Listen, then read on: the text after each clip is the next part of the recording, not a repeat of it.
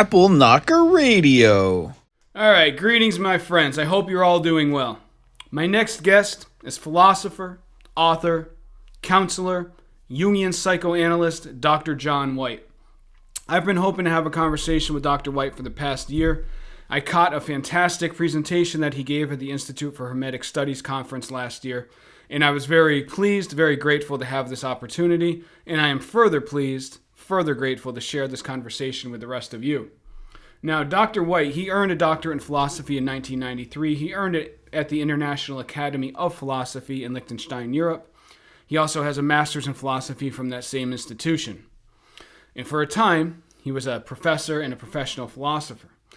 Now, as a therapist, he has earned a diploma in Jungian psychoanalysis from the Interregional Society of Jungian Analysis, and he has a Master of Arts in Mental Health Counseling from Franciscan University in Steubenville, Ohio.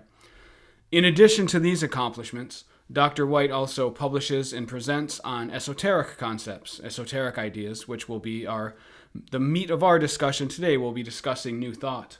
It's a fascinating conversation that I'm confident that you will all enjoy. Dr. White has a course through the Teachable portal, but it's specifically through the Institute for Hermetic Studies Teachable portal. And the course is on New Thought and Modern Esotericism. That course will be pinned in whatever description and whatever platform you are watching this on so that you can access it. I recommend that you go check it out. This was a great conversation. I really enjoyed it, and I am grateful to share it with all of you. Before shutting my pie hole and getting into the conversation, I do want to quickly say I am sincerely grateful to all of the viewers, all the followers, everybody who watches this channel. Having these kind of conversations means a lot to me in my life, and none of it would be possible if it wasn't for you. And I really appreciate all of you, and I thank you all sincerely from the bottom of my heart. Thank you very much. So, with no further ado, here's my conversation with Dr. John White on the topic of New Thought. Peace out, everybody. All right, John, thank you very much for taking the time to talk. I caught your presentation at the Institute for Hermetic Studies on the topic of theurgy, which I hope to talk to you about in the future. Fascinating, terrific presentation. But today we're going to be talking about New Thought, which is another study or another area that you are very well studied in. But before we getting into the meat of that topic, what I wanted to ask about was the course of life that brought you to where you are, because you have a very long and impressive CV where you are very accomplished in both the fields of philosophy and psychiatry. But you're also you speak and publish on esoteric topics, which some people might be a little hesitant to have out there when you are somebody who's prominent in other areas as well. And so could you just kind of summarize the life course that brought you here and how you have come at this paradigm of reality and just this life that you've built? Sure. I'll do my best to keep it short, if not sweet, and just try to mention a few areas. In my earlier adulthood, I guess, say from up until about close to the age of 40, I studied and taught philosophy. I'd gone to Europe to study in a very particular philosophical institute because there was a particular tradition that I was interested in. But I was also very much I wouldn't say so much a conservative Catholic, but a Catholic who was very interested in Catholic tradition, and particularly the mystical tradition.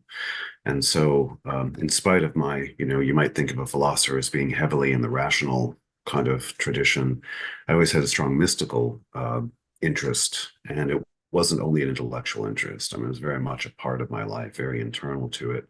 And in some ways had led me into philosophy, actually. So the philosophy I studied was a tradition called phenomenology, which focuses very much on experience and then how experience illuminates reality and can bring you to general principles. So in that respect, it's a little different from a lot of other philosophical traditions that kind of begin with assumed principles and then interpret reality. Phenomenology tends to go in the other direction. It begins with the primacy of experience and moves outward. That being the case, you can see where that would be somewhat coherent with the mystical approach to life, wouldn't it? Because it begins with experience and then tries to understand reality from it. So even though phenomenology is like any philosophy, has a strong rational component, it takes experience, let's say, more seriously than most other traditions.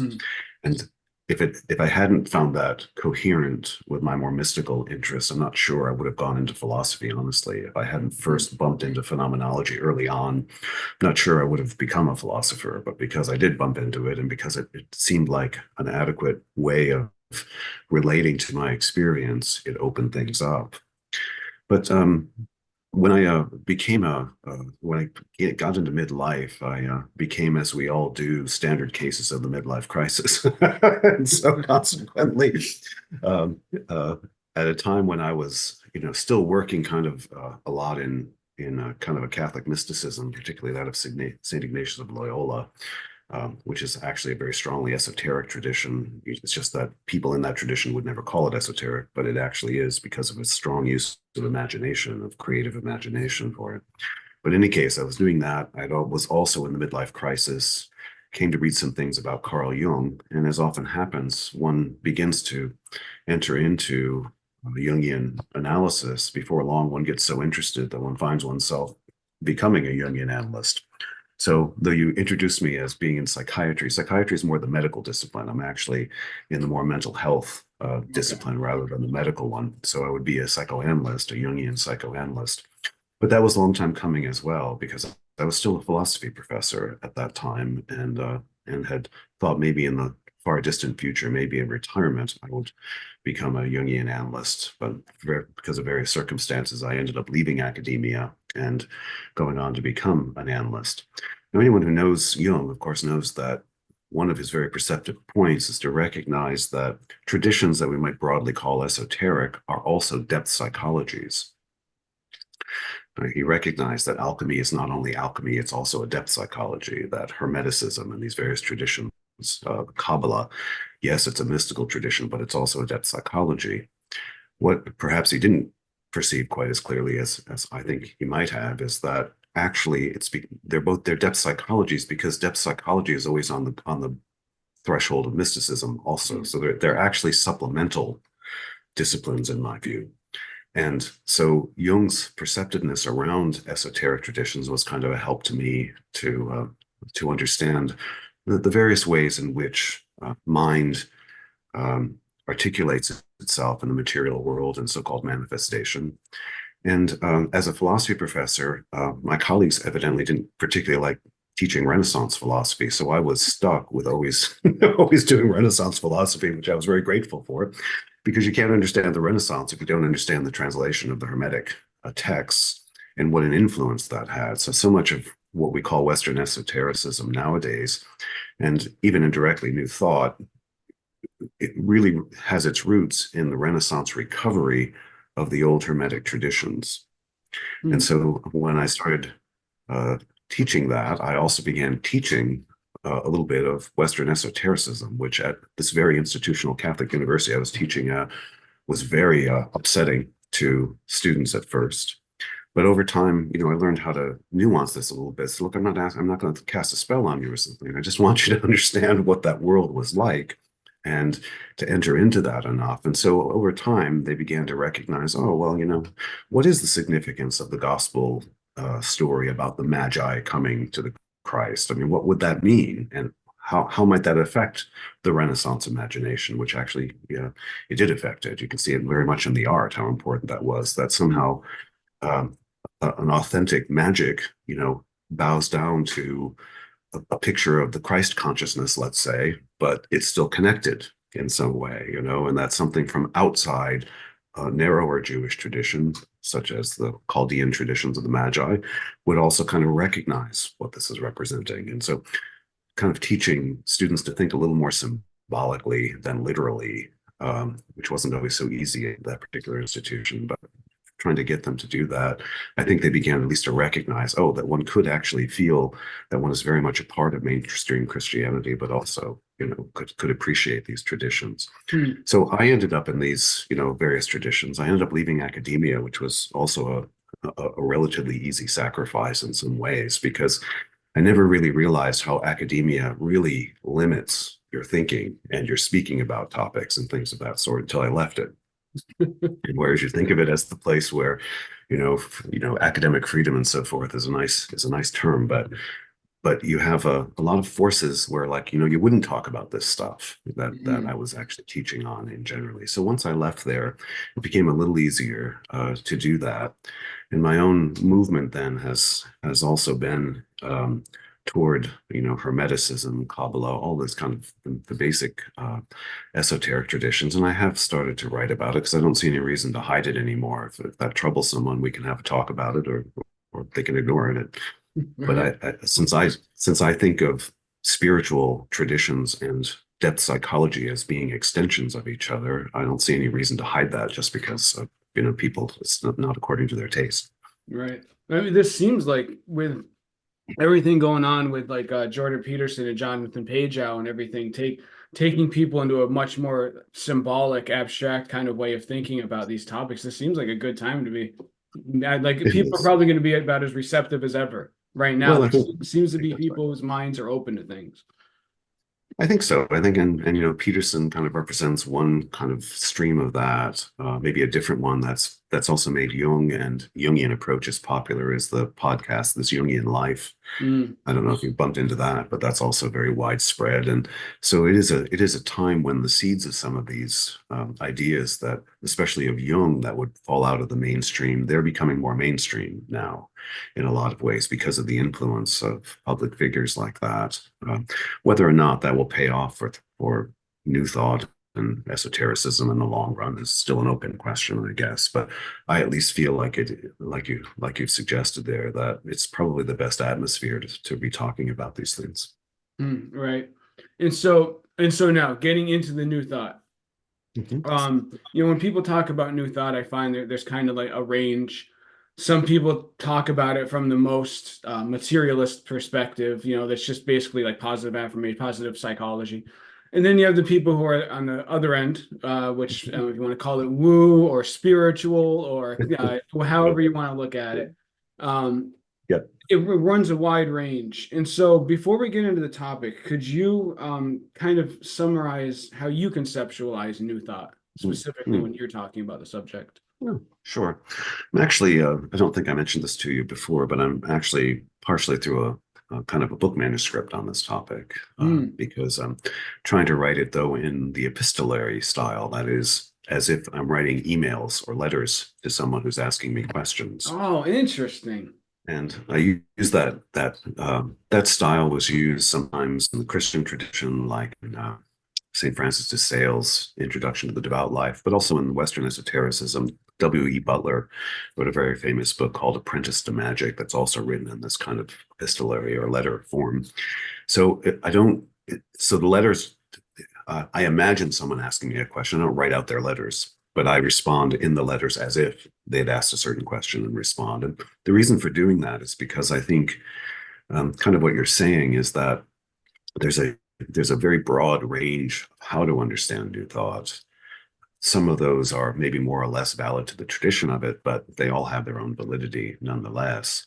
But because people get caught up sometimes in these different approaches and they're trying to make their case too strongly, I think they often move away from the more practical use of new thought. And so I thought writing something that's a little bit more concrete, that talks from life experience, not only as someone who's practiced new thought, but also someone who's a psychoanalyst and also has some philosophical background on, theories of the mind and things like that.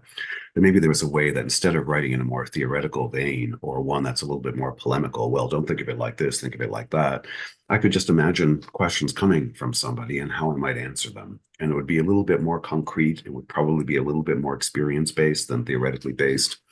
And we'll see when it's done, whether that's the case. But one of the things I write right at the beginning of that manuscript is making just the point that you make, that you can look at it more as primarily kind of positive thinking that has no spiritual content. It's really just about a kind of a set of mental attitudes and how that affects the world around you and things like that. Or you can also see it as the basic psychology of Western esotericism, which I think it is. Hmm. And in a way, you could look at it as having no esoteric or spiritual content, and it's still effective because it really is about your attitude towards your mind. And the basic concepts of New Thought are rooted in 19th century and early 20th century psychology. And though mainstream research psychology in some ways doesn't adhere to that anymore, um,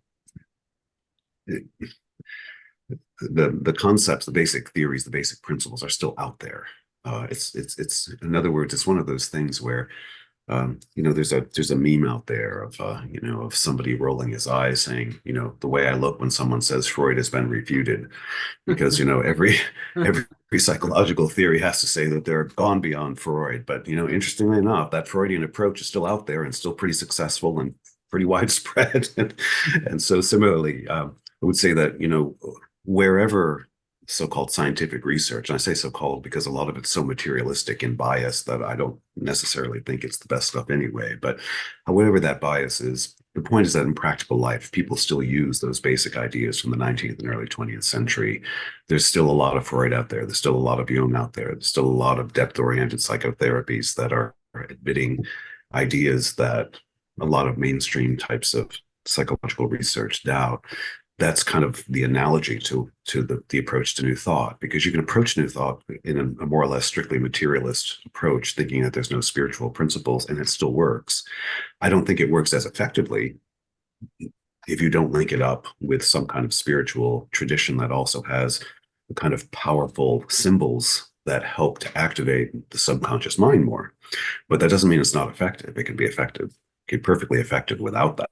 So I think I wouldn't put these two traditions at odds with each other. I would just say that from my standpoint as an esoteric practitioner, I consider the approach to New Thought without those things effective, but I also think of it as something of a torso, that it doesn't necessarily express the fullness that it could express if one's given a certain type of spiritual context, which also speaks the language of the subconscious mind in the way that is most familiar, which is that of image and symbol.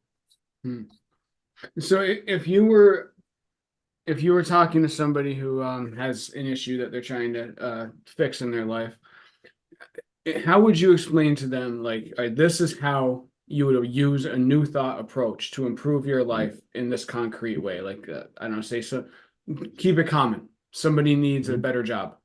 Yeah. Well, one of the principles that Carl Jung attempted to establish, and we can debate whether he succeeded or not, but one of the ones that he tried to establish was what's called synchronicity. And his idea of synchronicity is that when we put a lot of psychic energy towards something, we tend to attract things that are associated with that something. Right. And in doing that, he even had some of the support of a Nobel Prize winning physicist, Wolfgang Pauli, who also took a lot of flack for it from his fellow physicists who didn't like the woo that might be implied by that. But it is interesting that, there are a lot of reasons to think that a more theoretical physics might not be so far opposed to what Jung is trying to say there, that for whatever reason, psychic energy really invested in a certain direction brings with it, it's sort of, you'd say it magnetizes things that are similar to what you're after. In some ways, I would even say that traditional Catholic spirituality assumes that the fact that a traditional Catholic will turn to Saint Anthony of Padua to find something that's lost. Why is that successful, or at least experienced as successful? Well, some of it probably has to do with the idea that there's so much psychic energy of a whole body of people going toward it that maybe it does magnetize. I mean, I have no grounds for saying that it does or doesn't, but I can say that that's what people experience with it. So I don't think synchronicity is like a new idea. I think Jung just sort of formulates it in a certain way. Now, why does that matter? Well, synchronicity, though, the classical New Thought people from the late 19th and early 20th century didn't really use that concept. I'm just going to use it because it's out there. And it assumes the idea that where we put our mental energy has a sort of magnetizing function, that it sort of draws things. Jung, I think, has, there are interesting stories of Jung himself living that out. He was writing, when Jung was writing in alchemy, almost nobody was writing on alchemy. And so he could get a lot of, old tomes from the 16th, 17th, 18th century easily. But he was writing a text on that, and he kept trying to get this one text, and he couldn't find it. And as usual, booksellers who were more than happy to sell it because nobody else would buy the damn things. We're out there trying to find it for him, and nobody could find it. And he just kept, and by the story, he was like all week long, he kept walking, how am I going to get that text? And he kept, trying to think about it and put all the psychic energy in it, trying to figure out, is there something I haven't seen? Is there some access I can have to this? How would I find this out? And then in about a week, what appears but that very text, someone from Australia happened to find that Wow. text, didn't know that he was looking for it, just knew that that he was into alchemy and he knew nobody that he knew in Australia would want it. So he just sent it to him gratis, just so he'd have it. And it was the very one that he needed. Now, you can try to explain that away in a lot of ways that you'd like, but I think it's a good example of what Jung means by synchronicity. New Thought hinges on the idea of synchronicity. It hinges on the idea that when we put a lot of psychic energy towards some very clear purpose that has a magnetizing potential, what it magnetizes is not always what we're thinking, but it will magnetize things that the subconscious mind associates with the things that we're thinking. That's sort of lucky because oftentimes what we're imagining is not really what we want. It's something that approximates what we want. But luckily, the subconscious mind is a little broader than our conscious thinking on this. But if we put our energy toward it, then then we'll tend to get what we want. Now, in the New Thought tradition, that for them is just a description of the mind. There's nothing magical about it. There's nothing that you need to turn to esotericism with. They think descriptively that you can see that. So if let's just assume that premise without argumentation and just say, okay, so let's just assume that the mind does that. Well, that tells us a lot about why a lot of crappy things happen in our life, just as well as our good ones. Because if we concentrate our mind on negative things, we'll tend to draw the negative things. And if we tend to put our mind on the positive things, we'll tend to draw the positive things to us on that model. It's not as simple as that, of course, because like the example I gave from Jung, he didn't automatically find it. He didn't just put his mind on it and then suddenly it magically appeared. There is something magical about it because, how the hell did that happen? Who would have ever thought? And what were the odds of that? But it's not that so much that it just happens as if there's no mediating process. There's always a mediating process. I don't just materialize something. Anybody who thinks that kind of Harry Potterish version of the mind is what's going on here, that's not New Thought at all. It doesn't assume that when you put your mind toward it, it just happens. It's rather the idea that what gets magnetized are processes that will allow the thing to happen and will encourage the thing to happen, providing you put enough positive energy and enough of your kind of faith into it that it can actually work. So basically what Jung calls synchronicity is the basic assumption here. And it's also the basic assumption, though, that synchronicity is happening all the time. It's just that we often don't realize how much negative energy we're putting into the world, which is at least one reason why negative things happen. It's not the only reason. So it's like what we might call negative is just a product of our mind. But we have to keep in mind the idea that a kind of mental mastery is key if you're going to practice New Thought. And that means that when you're feeling negative about things, you don't repress it, but you also don't give more energy to it than it deserves.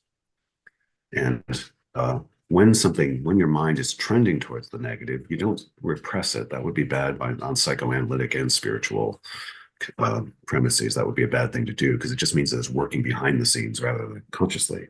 But what you do is you try to put your mind toward the positive outcome that you want and try to envision it.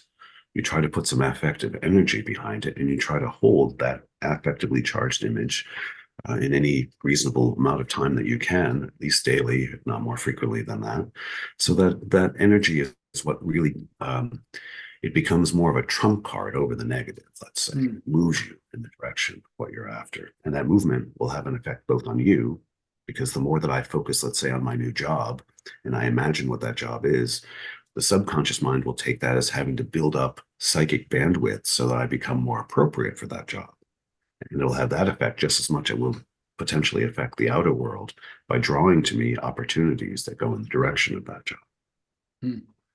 It's interesting you used the term magnetism because it made me think of Gurdjieff, because Gurdjieff talked about developing magnetic center. That was the actual term that he used. If you study the fourth way, you develop this magnetic center and forces would just help you, would start to arise to help you through the challenge of, mastering yourself.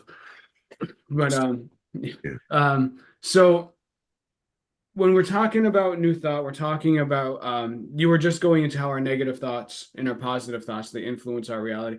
One of the a frequent when people are trying to argue against new thought, I see often mentioned that there's like a danger of a blame the victim scenario Mhm. there. You know, like, oh, you have cancer, that's your fault. You must have been thinking wrong. And so I'm wondering how do you handle that with anybody who Mm. brings that up while you're talking Mm. about Yeah, that's a good question. It's one of the reasons why I said it's not the only reason, but it's likely to be a partial reason for it. Well, a couple of things to take in mind. One is that we just as for the sake of kind of clarity, one talks about positive and negative outcomes, but it isn't always clear what counts as positive and what counts as negative. So, as I said, if new thought has some validity, its validity consists in the idea that it initiates a sort of process. And much of the work of that process is itself already negative, right? Because you come up against obstacles. So if you use a simple positive negative opposition, that's not going to help you very much because sometimes the very thing that's experienced as negative is really a challenge that if you get through it, you develop yourself into the person who can receive the positive thing. it. Right. Hmm. And I think that's really, really quite crucial. I mean, this is what in the esoteric traditions, called the guardian of the threshold. That is, that the negative things in you emerge as a sort of thing that you're fighting against. So a simple positive and negative, I think, is one of the problems. It's just understanding that the same thing can be positive or negative depending on what its outcome is, like how useful it is for you. So that would be one thing I would say. Secondly, I think it's not so much you can use it to blame the victim, but I think anybody who's blaming a victim is misunderstanding the process anyways. The point is how do you help someone who's victimized, not so much that you blame them Right. for it or think Right. that simply, well, you must be thought so as if, well, this is your problem because you're thinking wrongly, as that. I don't think that's to the point either. I also think that in many cases, people who are saying things like that are not really thinking through what mental mastery really means in this case, right? So if I have negative thoughts, you can read New Thought in such a way that it says something like, don't have those negative thoughts. And that's a very superficial understanding of mind. There are cases where it gets spoken of that way, but I think that's more like um, an attempt to say something in simple terms that's actually much more complex. As human beings, we have both light and shadow in us. There's just no way around that. And anybody who fancies themselves all good is just in denial about their shadow. And anybody who thinks they're nothing but shadow is in denial about the good parts of them. So, in order to have the mental mastery we're talking about, it's not enough to simply think good thoughts. It's also the idea of how do you manage the negative thoughts, because some of the negative thoughts you don't really have that much control over. You'll notice that when I spoke about this earlier, I said you don't repress the negative thoughts. Actually, repressing is giving more energy to the negative thoughts. Hmm. The point is not to be swept into the negative thoughts and to consciously try to push yourself toward the positive thoughts. So, what you don't want to do is like avoid negative thoughts. That will just be a form of repression. And as I think psychoanalysis has established quite well, when you repress, the thing doesn't go away. It's rather in the unconscious. So then it's working behind the scenes rather than in a way that you can master. So it isn't, like I say, a simple negative or positive. I think that there are other things that are going on there. And the mastery of the mind is not being in denial. It's never being in denial. It's understanding what to do with those contents, including the ones that are unpleasant or unnecessary or causing problems, without ignoring them, but also not investing more energy in them than they Hmm. deserve. So when it comes to negative things happening, though, I don't think it simply depends on us. I think that is also, but let's just say for heuristic ease, that New Thought will often talk about our relation of our mind to the world. I think this is one of the places where I think that's not bad, it's not untrue, but I think it's a partial story. Really, I think to understand New Thought, it's better to understand it within terms of, say, ancient philosophy, where um, the reason why New Thought works, we can call it synchronicity, but if you want to put it in more metaphysical terms, every human being is a microcosm, that is, a little cosmos that resonates with the larger cosmos, right? So, in other Right. words, there are forces in the larger cosmos that are not under my control, but when I resonate in a certain way through my intense psychic energy, that resonates with the larger cosmos and it becomes responsive to me and brings, so to speak, the opportunities and possibilities and so forth. That doesn't mean that there aren't larger cosmic principles that I'm also subject to, which can include things like getting cancer or something of this kind.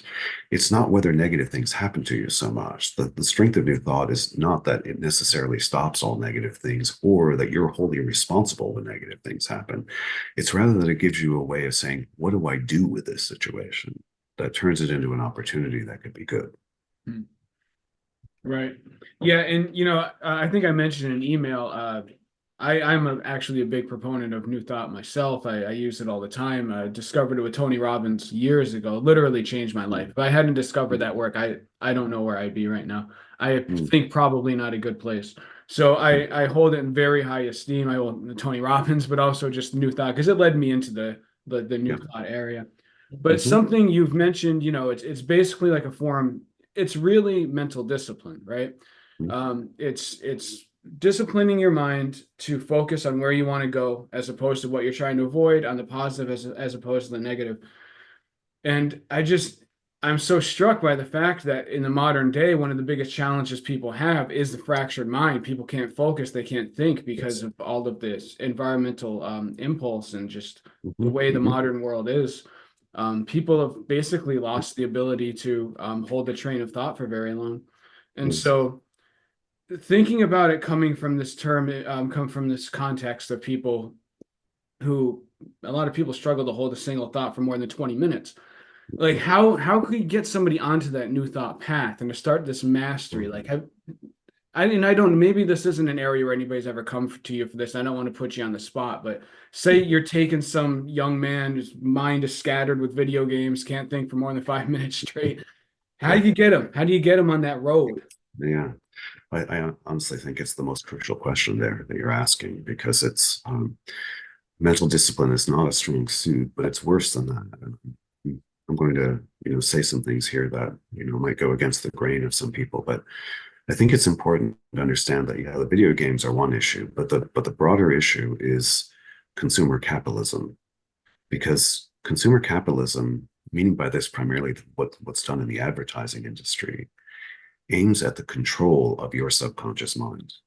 Right. It's one of the strange um, terminological twists, let's say, that people call this a free market and free enterprise. I love the word freedom here, but really what the advertising industry attempts to do is to grip your subconscious mind in a way that isn't free and isn't rational, that's actually working underneath your rational faculties to get you to purchase things.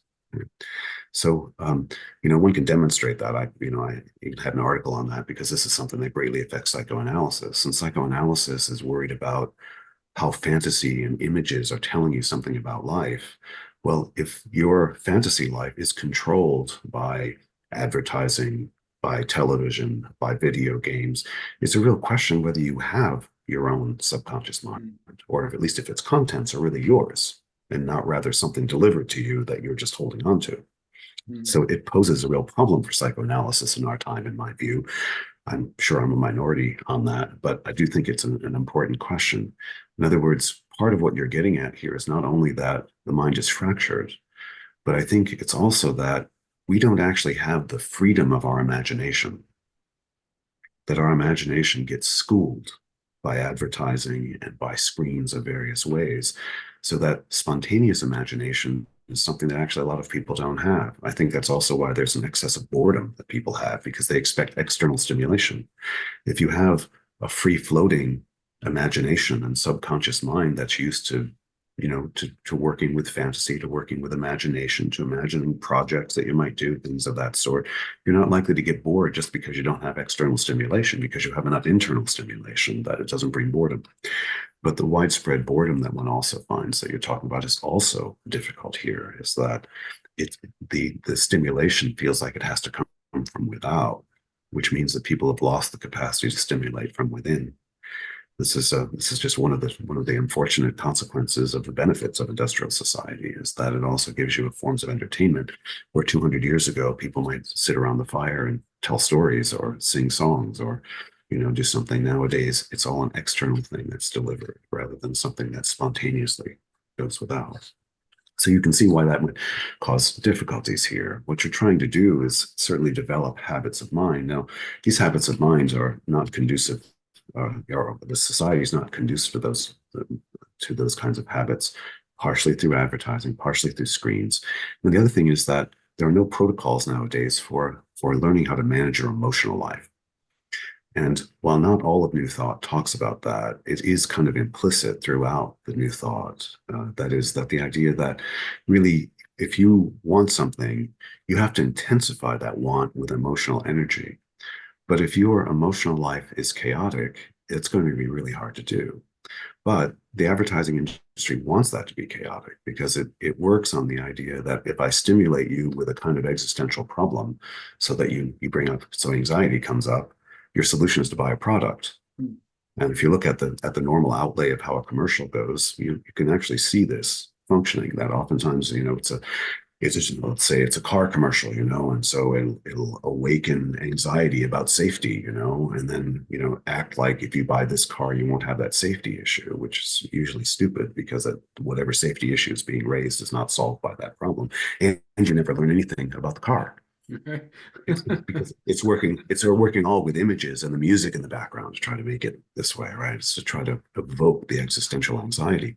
So my point here is that I'd actually want to extend it beyond what you're saying, is that I think actually our society is sort of inimical to habits at all levels. It makes emotional life chaotic and unintelligible. It tries to provoke existential anxieties. And then you have this diffusion and fragmentation that you're talking about. So kind of the normal stuff of, American life is not conducive to any of this. So the task is actually larger than, than what you're saying, right? So you say, so how do you awaken that? Well, some of the awakening has to do with helping people to learn how to intensify their emotional life and focus their emotional life, because that's what people don't do. That as a whole, emotions are not taken seriously in the American society, really. I mean, as serious, let's say seriously, what emotions are about. See, emotions are not just these things that happen and that get in the way of our lives. Real feeling life is actually the way in which we connect to value, like to what's important. Hmm. And when we understand that, when I have strong feelings about something, what that's really saying is that it's important in some way to me, or it's important positively or important negative. But that requires that you understand emotions are not just these things that get in the way of your life and get in the way of your projects or something. They're actually an important part of your being. And to have them, and in fact, to cultivate them, is a way of getting a moral compass and a value compass around life. So when you're thinking of the young man that you're imagining, oftentimes there's no definite compass in their lives. They're just trying to find their way. Well, one thing is to actually learn how to take emotional life seriously, which means experiencing emotions that is not your enemy, which from our Puritan background is one of the American things that's very old, goes all the way back to Puritanism, that emotions are problems. But actually learning to cultivate emotions, but understand what they're about. So if I'm angry, it's okay, I'm angry, but the point is, angry about what? And what exactly is the value that I feel is being violated? You're sad. Okay, well, it's unfortunate that you're sad, but you're sad about something, right? So people get enclosed, they get imprisoned in this kind of emotional solipsism without realizing that, no, this is telling you something important about the situation of your life. And it's also inviting you to change. It's inviting you to find a way of relating to value in a way that actually works for you. Man. So I think emotional life is one important aspect of it. And I think if you can point out that you got to have a connection to value, once you have a connection to value, it's a lot easier to form desires around those values, and then to become focused.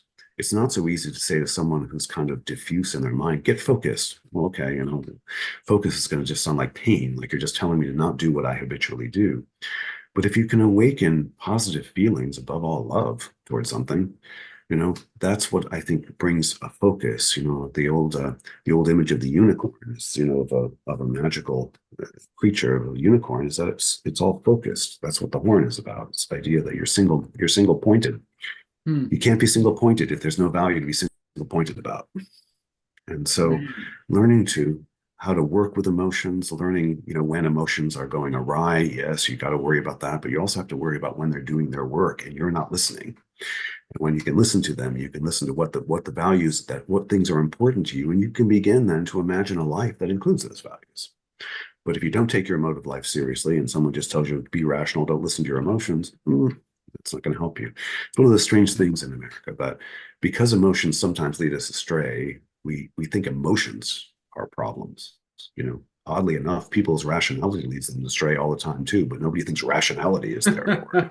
That's But a there's really good point. Yeah. but there's something about it. So you can see this kind of anti-emotional Puritanism is still kind of strong there. And so what happens is either people don't take their emotions seriously, or they're just so emotionally labile that they never do anything with it. You Hmm. know, that's always what happens. Whenever there's a pathology around something, it breaks into extremes. So you'll also have the kind of person who's just vomiting their emotions out all over the place and thinking that that just shows that they're strong feelers. No, it doesn't show that they're strong feelers. It shows that they're infantile. But the point is the extremes show you that you got to get in between that. Hmm. Take your emotive life seriously, but not so seriously that you run your life by it. It's a cultivating process where you kind of learn to work with your emotional life, and that highlights what's valuable and what's important for you.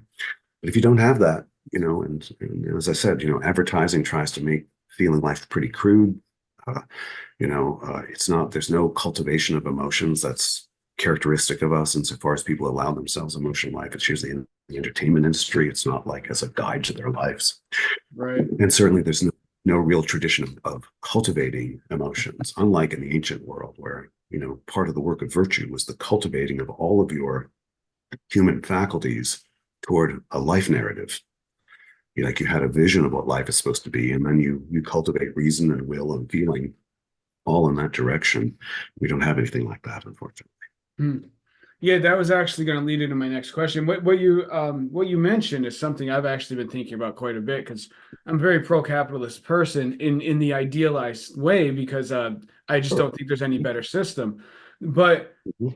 capitalism, they talk like Adam Smith. When you read Adam Smith, it's all about like the most rational. We're going to find the Sure. most rational means of exchange. But the marketing industry introduces irrationality, which that Yes. screws it all up. It's like True. So and true. yeah, I'm not going to fall back into the like true capitalism hasn't been tried because Right. everybody uses that too much. But it is annoying because like theoretically it is the best, but Sure. then you throw in the marketing and you throw in the mental manipulation, and all of a sudden those mechanics don't work anymore. No, that's right. Yeah, that's right. And I think the talk about market is a lot of subterfuge anyway, in many cases. I mean, it's always about in practice, people will talk about market capitalism and they'll raise the awful specter of communism, which is actually itself a form of capitalism, really. So, I mean, it's not as simple as all of that. But I don't think there's that much interest in markets. There's interest in dominating a market. Is what the real point is. And so it's Right. that kind of like you say, the idealized capitalism is out there, but it really becomes just a useful term in order to gain certain other benefits. I don't think most people who think that they're capitalist actually support capitalism. It's, they don't, Right. like you're saying, because they don't really recognize, insofar as it's a system of distribution, which is primarily what Adam Smith and Ricardo and even the early Marx were talking about. That's one thing. But when it becomes a manipulation of the subconscious mind of the person, you're not just talking about something that's neutral. You're talking about something that's bad. Right. Yeah, I actually have you ever read Aquino, however you say it, his Mind War? No, I haven't. Oh, it's he basically says the same thing, but he applies it to democracy itself. And he's basically making the same point that in theory it sounds great, but the reality is that these people have learned how to manipulate minds so much in Yes. both the marketing domain and the political domain Yes. that like There's no difference. what does democracy actually mean if people are having their minds It's manipulated? And yeah. Yeah, because of him, because he's such a controversial figure, I don't think it's gotten read as like seriously, but I think he obviously. makes a very interesting point in Mhm. it. Yeah. But so we're talking about how people's attention spans are fractured right now, which makes it hard Mhm. for this to grab onto this new thought. There's Mhm. another aspect which you briefly touched upon in when you were speaking last. The early New Thought philosophers, they were very big on explicitly connecting personal character and virtue with New Thought and with positive outcomes in your life. Yeah. And I like now when I see the landscape now, it seems more like it's everybody's just talking about like, hey, this is how you can get what you want. Yeah. But back in the day, it was more like this is how you can Yes. be who you should be, not just for yourself, Yes. but for the betterment of the world. Very true. Yeah, and could you just talk about that a little bit? Sure. Sure. Well, it's one of the sources for new thought that I don't think is always recognized is a tradition of philosophy known as German idealism. And so German idealism kind of originates in the late 18th and goes into the 19th century.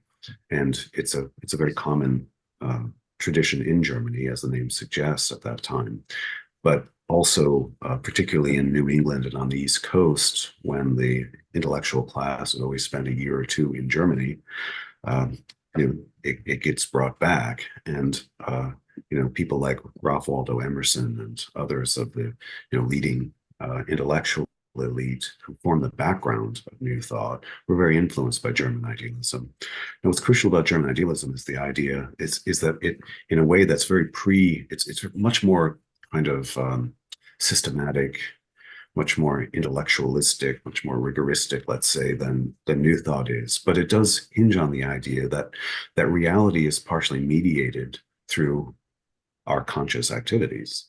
And what we call reality is always partially limited and partially constituted through these mental activities. So German idealism understood that very, very well. And there was an implicit, not so much an explicit, but an implicit ethics in all of that, that consequently the sort of person I am is going to also affect the sort of world that I'm in. And that's where I think, you can see that there was a definite ethic. Anybody who knows Ralph Waldo Emerson knows that this was a big issue for him. And again, it's not always called ethics, but the point is that how do I develop a kind of character that makes me the sort of person that I need to be? Uh, Emerson's influence in the background of New Thought was very strong early on, and he's impacted by German idealism, but he's also very impacted by Platonism. So ancient philosophy is also influencing that with its strongly ethical component and the component that my psyche is something I need to cultivate. It's not just something I have or am; it's who I become, and that all of the questions around that pertain to how I take my emotional life, like I was talking about earlier, my instinctual life, my desires, and also my thinking function. And how do I cultivate them so they're actually beneficial both to me and, in fact, to the world? Because that was also an important thing in early New Thought. The Golden Rule was understood as the basic ethics of New Thought. So it wasn't just the idea that I get what I want, but how does getting what I want also serve the whole was actually an important question. Even when you read Napoleon Hill, who's, groundbreaking, Think and Grow Rich is in many respects seen as the background of this, although he was really drawing from other sources as well. This whole idea is that you have to really follow the golden rule. You have to really make yourself into something, into someone who possesses, he'd call them things like skills. He'd use other language, but they boil down to virtues. That is, you cultivate your nature because that cultivating your nature is also one of the things that makes you such that you would actually gain from what you want, which is again a question that's not asked. It's like people wanting the lottery. How many people have won the lottery and have been, in hock within 2 years? Uh, you know, be, because they didn't have the virtues that go with money. Getting the thing is great if you're the sort of person who can actually live a flourishing life because of what you have. Right. But Hill understood this very well. I mean, he had a formula for, first of all, building up self-confidence, because he realized, look, you want to have big projects that are enough that they really hold your interest. But if you're going to have a big project, you've got to be self-confident enough to follow through, to overcome the obstacles, to develop all the other excellences or virtues, or if you want to call them skills or other things, you can do that. But I'm going to use the ancient language of virtues. You have to build up so that you're the sort of character who, number one, can achieve what the goal is, and number two, could enjoy it. Because oftentimes people go for something and you say, look, that's great that you're looking for that trip to Europe, but have you cultivated anything so you can understand what's going on in Europe, or to appreciate the architecture? Or you want to go to Italy because why? And you end up just on the beach and you haven't learned anything from it. You haven't become the sort of person who can enjoy the very thing that you're after. Enjoyment requires that you cultivate the kinds of excellences in yourself that you can actually participate in the value that you're after. And so this is again where I think, right, your point is well taken. You don't necessarily mean capitalism as a structure of distribution, but insofar as consumerism hits right at our capacity to enjoy, it makes it something like, well, I just want something delivered to me so I don't have to work for it, or I don't have to become another sort of person. It makes everybody actually more crude than they need to be, like less cultivated. Right, right. Whereas if you have a big project, you want to do something big, you've got to become a large person in order to do that. Otherwise, your project's going to crush you. So it's both an ethic pertaining to, the golden rule that, I'm going to do for others as I want them to do for me, which means that my projects are going to be valuable projects that bring something to the world. And I measure my value, not simply because I want it, but because I want to give with it. And this is something that Hill and Carnegie and, many of those early people really insisted on, that yes, it's good to have the big project, but you have to measure that you're giving something from it. If you're giving something, you're not giving something from it, it's actually not going to work, and it's going to crush you. But the further point is that you have to become the sort of person who can do a big project, who can enjoy its fruits, can enjoy its benefits. We're not automatically that.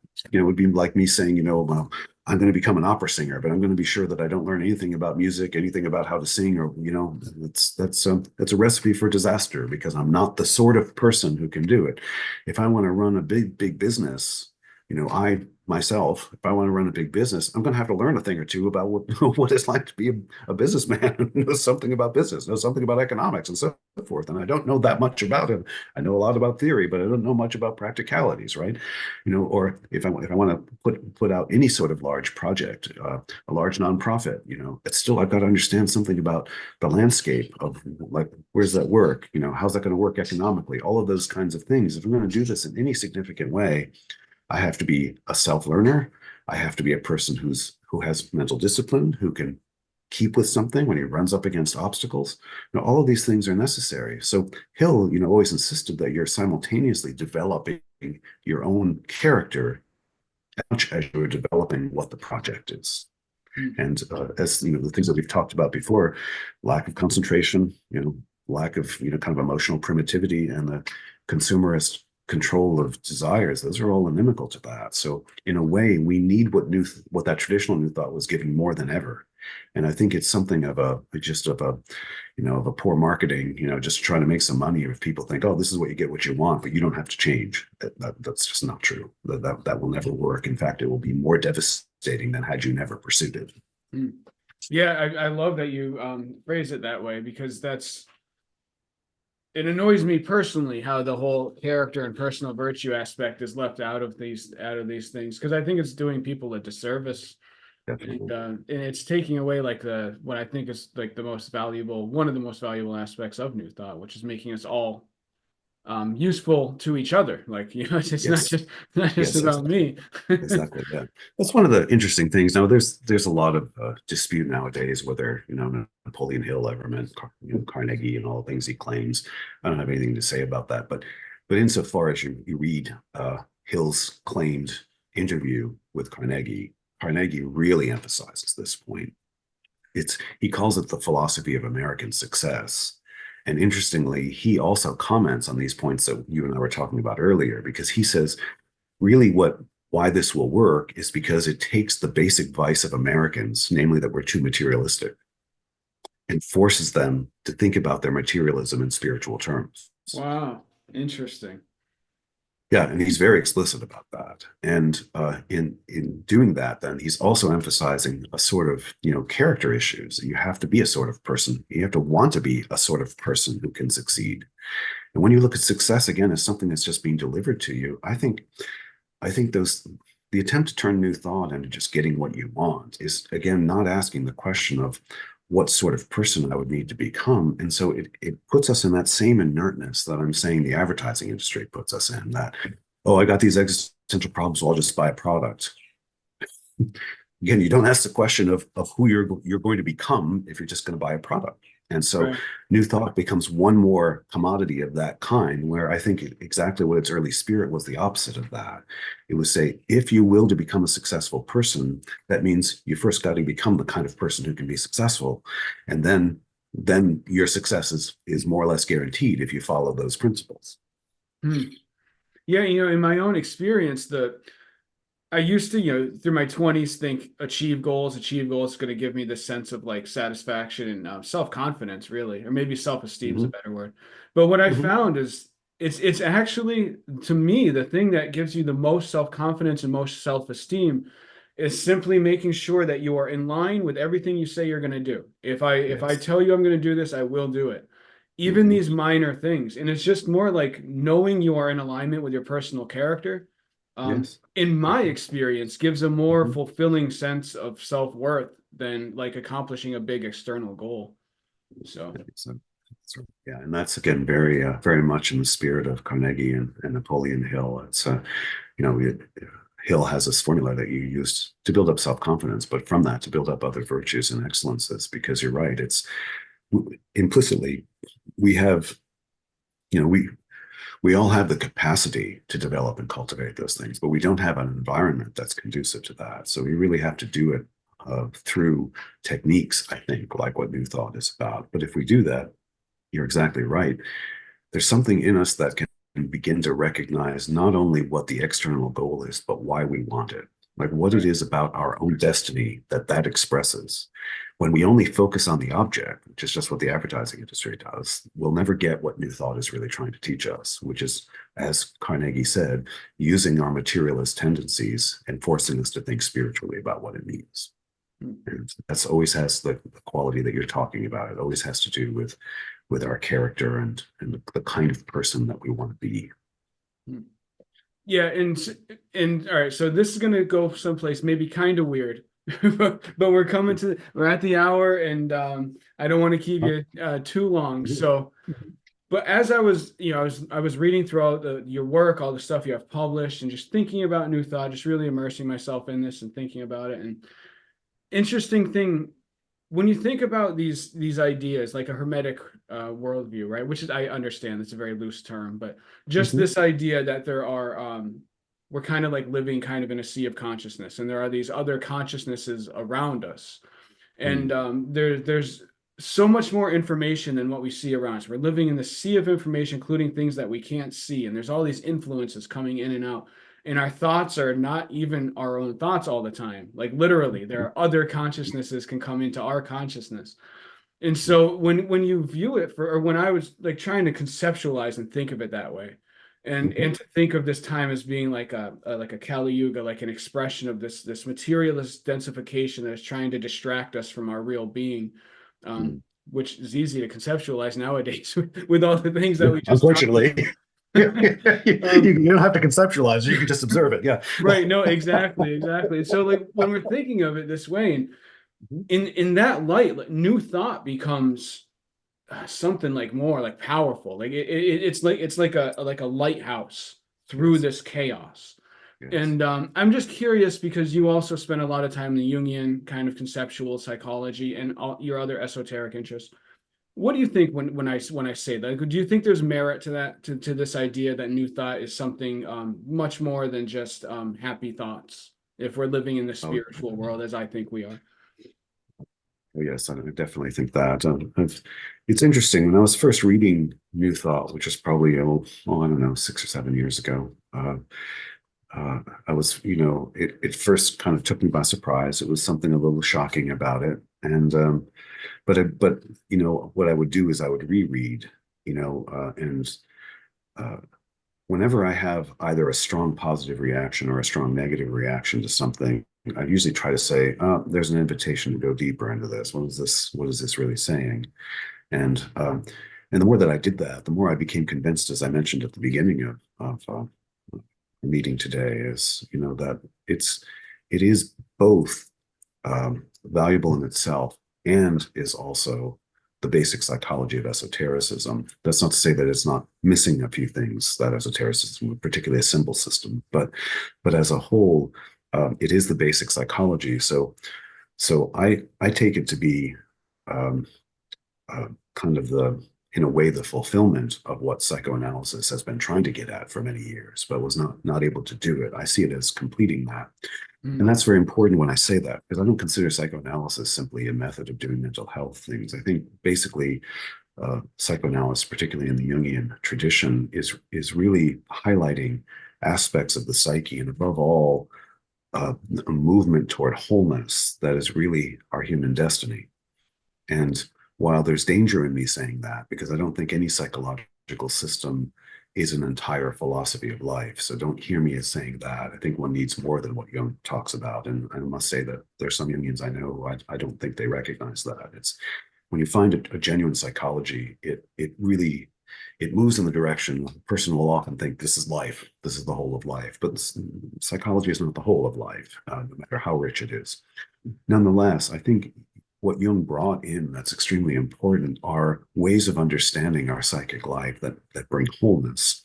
And had I not understood that, I couldn't, I don't think, say with such cogency the issues, for example, around advertising, because I can see how it's affecting psychic life. And like you're saying, they're not only all kinds of consciousnesses around us, but some of them are, are inimical to our goals. In the Kali Yuga, uh, when Julius Evola talks about riding the tiger, he's using an image here of, the tiger's danger. All he can do is ride it and stay on top of it. And that's pretty much, what he's saying about Kali Yuga. You just have to sort of ride it in the hopes that somehow you survive that and come through it. And he gives a kind of a message on how to do that. But from an internal standpoint, rather than using an external kind of image like riding the tiger, the internal point is that there are depths to our psyche and heights to our psyche. Jung's imagery, typical to psychoanalysis, uses basically downward symbols, moving toward the depths. That's been around for a long time. Incidentally, Plato talked about the depths of the soul. That's Heraclitus and Aeschylus. So this image of depth, surface, consciousness, depth, where the depth means not only that it's murky, like the deeps of the water, but that it's also deep in the sense that it's the depths of the soul that also connect us to each other in the collective, that kind of are naturally in contact with larger cosmic principles and historical principles and things like that. So the psyche has all kinds of depth. Much of what contemporary civilization does is try to keep us not only at the surface, but actually at slightly below the surface, so that you're in a more primitive place that's not terribly conscious, but you're not so unconscious that you realize you're being toyed with. If that Right. makes sense. And so the only thing that we can do, in my view, to counteract that is to make sure that we don't stay at the surface or just under it, that we do something more vertical, that we both touch our own depths, which I think good psychoanalysis does, good psychotherapy, genuine, authentic meditation does, things of that sort. And then also move upward, a vertical move here toward the higher self, toward the higher planes, toward God, toward the gods. How you symbolize that is less important than that one realize that to be a full-blown human being, as Plato would say, is to live in the in-between. He actually coined a word, metaxis, the in-between, which means that we live in the present, which is between past and future. We live between eternity and time. We live between our spiritual and our animal being, because the psyche's somewhere in between that, right? That we're in a set of tensions, and we're in the Kali Yuga because the tensions are thrown off. We have to restore the tensions that we live in this place, which always includes a certain amount of existential anxiety, but we live in this place that isn't just about what's going on in the here and now, but understands the here and now is between past and future, between the history and what we're hoping for in the future, between the eternal aspect of us, the higher self, and between the more material, mortal aspect of us. There's all these in-betweens, all these tensions that we're meant to live in. Our society tries to throw us off the tension so that we're on one side or the other side, or alternating between them rather than living between them. To gain confidence that we can live in tensions means building up our psychic bandwidth, which happens through new thought practices like imagining myself as a virtuous person, If I can't imagine myself as a virtuous person, I can't develop virtue, right? Right. You have to be able to imagine yourself as a person of character. You have to be able to be honest with yourself enough to recognize what you're missing and to use, meditative approaches, new thought, imagination approaches, approaches of spirituality that are calling on higher plane energies and so forth in order to become that person. To envision yourself as the sort of person who not only can succeed, but deserves success would be like an important thing to have, not just sort of aiming at it, but, and above all, to see in oneself that it's not just that I get what I want, it's that I bring value to the world when I get what I want. Right. And if I don't care about that second part, I'm just participating in the Kali Yuga and its control over me. So I think the new thought practice is a basic psychology, which you don't necessarily need to make it complex by including hermetic things. Just the practices itself of new thought is already gives you're an island in the midst of this, of this very stormy sea, if you can root yourself in the idea that I can envision myself as a certain sort of person, that I can be doing what I need to do in order to build that up, to build that what I call that psychic bandwidth of expansiveness, and to open myself to higher plane energies that are trying to help us amidst all of this. Man, that really got me thinking right there. That the way you were conceptualizing what's actually at play right now in this, like what we're calling the Kali Yuga. I hadn't thought of it in those terms before. That's really interesting. I've been reading a lot of Steiner lately, and he talks about the Ahrimanic and the Luciferian forces that are pulling us at all times in both directions. And the way of Christ is the middle way between these two forces. And it's just interesting because he talked about the age of Ahriman, and what you were saying like lines up with that, because he was saying it because it's not, Ahriman's not necessarily bad, Lucifer's not necessarily bad. It's when they're too extreme and we're not Yes. in the middle Yeah. of them. So anyway, sorry for that tangent. That's just No, that's helpful. That's nice to hear that confirmed. And um, that's Jungian psychology is also about equilibrium. Like he doesn't necessarily use the older language of tension of opposites, but he does sometimes, because he kind of recognizes that you're not trying to avoid this or avoid that. You're trying to put opposites in their sound relationships so they're actually beneficial to you. Actually, his whole psychology hinges on that, though that isn't always recognized as such. yeah, I mean that's how I think of alchemy and like as like what alchemy is trying to achieve, is that harmony, that recombination into a harmonious whole. But all right, so can you talk about your course that you have, which will be pinned in the description box? You have the course with the Institute for Unteachable Institute for Medic Studies. Please. Mhm. Yeah, the New Thought and Modern Esotericism. Could you talk a little bit about that? What people could expect to get from that course? Sure. Sure. So the course happened over 6 Wednesdays. It was 2 hours each, so it was 12 hours altogether. The first hour of each of the classes is, I wouldn't say necessarily theoretical, but it's trying to sketch a broad view of new thought. And then the second hour in each case is meant to be more practical. So it's saying like, what do I do with these ideas? Because as I mentioned to you, and I mentioned to you, I was writing a manuscript on new thought. Is that it's in spite of the fact that it's very practical, it often feels to me that the coupling between what's being said and a reader who might say, how do I do this exactly, is not necessarily spelled out as much as I would like. And so I wanted to be sure in giving the course that the second hour, included practices of some kind. And some of those practices you could understand as esoteric. Some of those practices are only very practical, but new thought, of course, encompasses all of that. And so I also wanted to give all of that. So if I'm remembering correctly, I think what I did in the course, so I think this is right. If it's not, it's approximately correct. That the 6 classes I did in the first class, it was more of an overview of some of the ideas that will be in the course.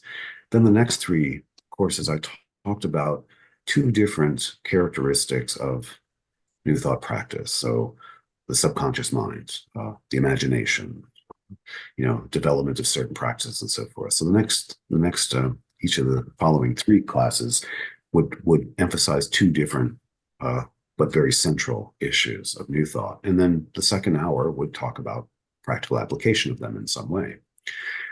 The last 2 classes in some ways I think are important in the sense that I think they add something that isn't necessarily there in New Thought. And so in the fifth class, I talk more about the metaphysics of New Thought. So I link it up and show like how it's has hermetic aspects and how it may need hermetic aspects if you wanted to live it out in the fullest possible way.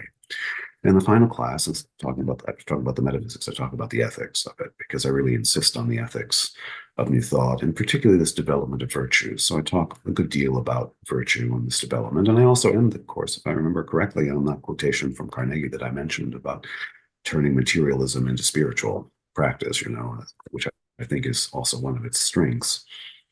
And so each of the classes then really tries to give some real content. I do give assignments, readings, and there are different New Thought practitioners. Napoleon Hill is pretty important in it because I think he gives a more comprehensive picture than many others do. We talk about various kinds of practices of working with the subconscious mind, how the imagination is the workshop of the mind, things like this. So I think it's New Thought is a vast body of work, and what techniques are used can vary. But I just tried to pick ones that I thought were pretty central and essential to the older movement altogether, and then relating it to modern esotericism, bringing in certain aspects of contemporary Hermeticism, especially in the practical parts that are also conducive to New Thought practices. Mm. Yeah, I mean, very, very useful stuff. That's what I like about it. I feel like in this sphere of what could loosely be called esotericism, a lot of stuff just kind of gets lost in the sauce because it's so tends to be people who are so intellectually oriented, and this includes myself, and you become so enwrapped in the just the kind of conceptual philosophical aspect that you forget that the vast majority of people just want to know how to live a better life, Yes, that's right. Yeah. And I think it's crucial to do that. And esotericism really suffers from that in many ways, where the actual practice isn't worked out, or else it's worked out in a way where a person will only say this is how to do it, not, well, this is what's worked for me. And there might be other ways of doing it, and giving some suggestions on how you might do that. So I tried to do that and in the course also, that particularly in the second half of each of the classes, there was some room for questions and answers too. So that was also, I think, valuable in the class, and get kind of different approaches and different kinds of questions there. But I hope I also, without necessarily emphasizing it, highlighted how it also is a psychology for esotericism, but it doesn't have to be used that way. It can just be used as a self-standing approach to life, and can be very successful. I also give an example of how I used it, for example, to start my psychotherapy practice. To give a pretty good example of it, because I used it for a couple of years just for that. Very cool. So you have the book that you mentioned earlier that you're working on, the correspondence style book. Is there a publication date set for that yet, or is it just in the works? No, it's in the works. I'm just trying to get to it when I can. Just over the past couple of years, I've had a lot of publication demands of a more scholarly type, that I'm just trying to get all that off my plate so I can spend a little more time on this. I work on that. I'm also working on a couple of smaller books on the practical use of Jung for esoteric practitioners. Oh, wow. Because while it's no substitute for actually going to analysis or going into therapy with a Jungian, still it's so interesting. In a way, if you read esoteric texts nowadays, Jung has more cachet there than he does in mental health disciplines, because a lot of mental health disciplines are kind of anti-analytic nowadays. And so you won't necessarily find it. But what was interesting to me is that, well, that sounds great, so I got kind of interested when I was reading it, but then realizing it's mostly stuff in Jung that's metaphysical and doesn't have any practical consequences. It's his archetypal stuff and alchemical stuff, which has its value, but also that people maybe are not critical enough with. But anyway, it has its value and sets an important framework for what we call esotericism nowadays. But I think what we talked about earlier today is extremely important, that if you don't know how to manage your mind, that's going to affect all your manifestation, whether you do it in a New Thought way, whether you do it in a more sophisticated esoteric way, or whatever it is. In other words, it's not only what is above is also below, it's also what is within is also without. And if I haven't learned how to manage my destructive emotions, if I haven't learned where my complexes are likely to throw me off balance and so forth, any invocation of powerful energies is going to be a problem, and it's going to show itself in the outcomes. So I actually think that some of what practitioners really need is some of what Jung has to give. Again, not as a substitute for therapy, because you can't really substitute therapy in the book, but you can at least understand, what does Jung mean by a complex? How do I know that a complex is actually active here?